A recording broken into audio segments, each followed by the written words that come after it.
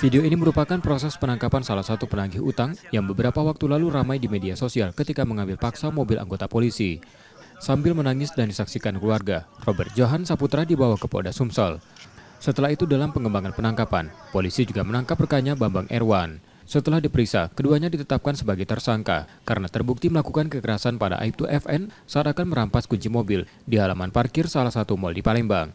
Bukti tersebut dari rekaman CCTV di lokasi, disertai pemeriksaan sejumlah saksi. Subdit 3 Jatanras di Treskrim Polda Sumsel mengungkapkan penangkapan kedua penagih utang ini setelah mereka 2 kali mangkir dari panggilan tim penyidik. Kini pihaknya masih melakukan penyelidikan lanjutan dengan memeriksa 10 orang penagih hutang yang saat itu ikut bersama kedua tersangka menghadang mobil Aibtu FN. Tak menutup kemungkinan jumlah tersangka akan bertambah dari kawanan penagih utang tersebut.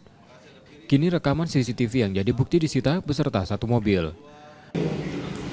Yang berhasil kami amankan 2 orang, kami bawa ke kantor, kami lakukan pemeriksaan. Selanjutnya setelah hasil pemeriksaan kami lakukan gelar perkara, sudah cukup bukti-bukti yang dirasa oleh penyidik, kami tingkatkan status menjadi tersangka.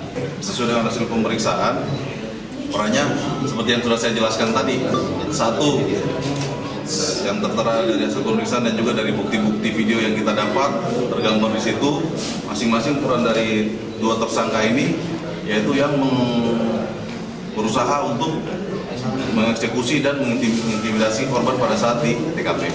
Karena perbuatan itu, kedua tersangka terancam hukuman maksimal 9 tahun penjara dan kini ditahan di tahanan Polda Sumsel. Reski Oktora, Muklas Diferensial, Kompas TV, Palembang, Sumatera Selatan.